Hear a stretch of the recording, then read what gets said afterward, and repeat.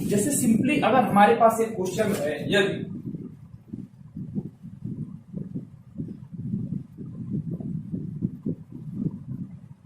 ए की आय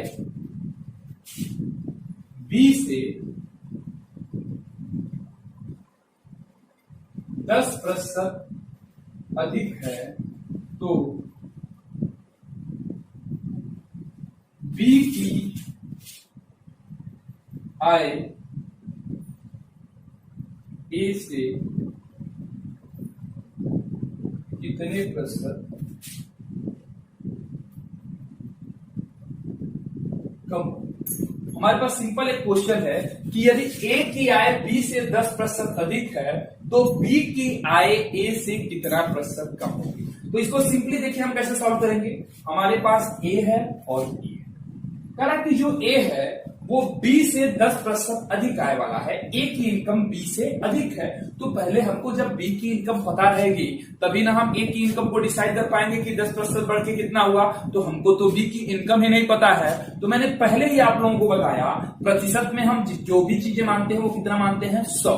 तो हम मान लिए कि बी की जो इनकम थी वो कितनी थी, 100। वैसे आप कुछ भी मान के सॉल्व करेंगे क्वेश्चन के आंसर में कोई चेंजिंग नहीं आएगी। जब बी की इनकम थी 100 रुपए तो क्वेश्चन में पहले से बोल रहा है कि ए की आय बी से 10% अधिक है। तो जो ए है वो बी की इनकम से कितना अधिक है, 10%। तो अगर ए बी की इनकम से 10% अधिक है तो बी अगर 100 रुपए कमाता था तो ए कितना कमाएगा, 110 रुपए।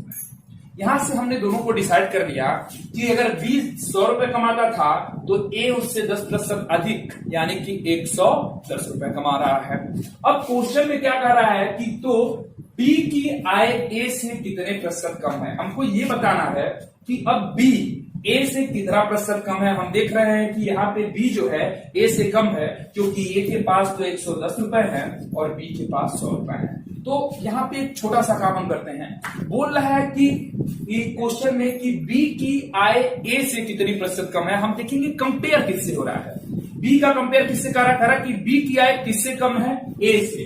बी का कंपेयर किससे कर रहा है, ए से। जिससे कंपेयर होता है, जिससे तुलना होती है, वो वैल्यू हमेशा नीचे आती है। यहाँ पे बी का कंपेयर किससे हो रहा है, ए से। अगर पूछ रहा है कि बी की आय ए से कितने प्रतिशत कम है, अगर ए से तुलना कर रहा है तो ए की वैल्यू है 110, तो यहाँ नीचे आ जाएगा 110। ठीक, पूछ रहा है कितने प्रतिशत कम है। प्रतिशत कमी याद करनी है तो इसमें हम किससे गुणा करेंगे, 100 से। तो कमी याद करनी है कि कितना कम है। हम देख रहे हैं ए 110 पे है और बी 100 पे है, तो ये कितने रुपए कम है इससे, 10 रुपए। वो कैसे आएगा, 110 माइनस 100। अगर इसको हम सॉल्व करेंगे तो ये बराबर आ जाएगा 10 बटा 110 गुणे 100, ये कट जाएगा यानी कि ये आएगा 100 बटा 1110। इसको हम फ्रैक्शन के फॉर्म में लिख लिए हैं या इसको डेसिमल के फॉर्म में या सही बटा के फॉर्म में लिख सकते हैं। तो यहां से हम देखेंगे कि जो बी की आय है वो ए से 100 बटा 11% यानी कि ये लगभग 9 पॉइंट समथिंग जाएगा कम है। ये आपका क्या हो जाएगा, आंसर हो जाएगा। ऐसे ही अगर हम एक और क्वेश्चन पे डिस्कस करें जो इसका बिल्कुल अपोजिट होता है।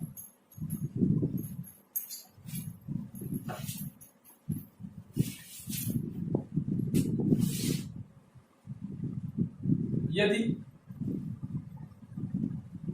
ए की आय बी से 20% कम हो तो बी की आय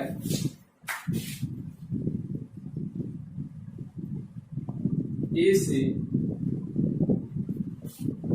कितने प्रतिशत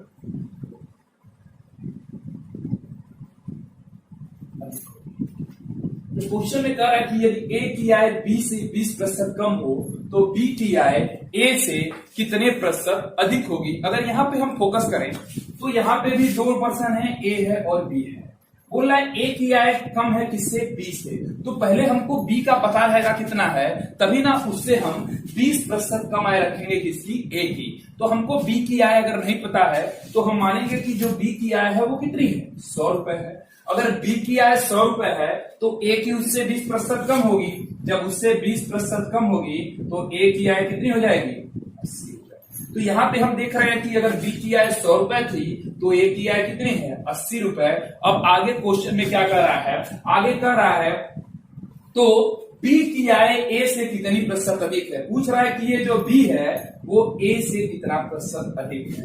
अब हमको यहाँ पे ये बताना है कि बी की आय अधिक है, किससे अधिक है, ए से, और कितने प्रतिशत अधिक है। तो यहाँ पे हम देखेंगे तुलना किससे हो रही है, फिर से बी की आय की तुलना किससे कर रहा है, ए से, क्योंकि क्वेश्चन में पूछ रहा है बी की आय ए से कितनी प्रतिशत अधिक है। तो हमको ये बताना है बी कितना अधिक है, किससे, ए से। कंपेयर बी का किससे कर रहा है, ए से, तो जिससे कंपेयर होता है वो हमेशा कहां आता है, नीचे। तो नीचे कौन सी वैल्यू आएगी, 80 आएगी। प्रतिशत में पूछा है तो किससे मल्टीप्लाई करेंगे, 100 से। पूछा है बी कितना अधिक है, हम देख रहे हैं ए 80 पे है और बी 100 पे है, तो बी 20 रुपए अधिक है। वो 20 कैसे आएंगे, 100 माइनस 80। अगर इसको हम सॉल्व करेंगे तो ये आएगा 20/8 इंटू 100,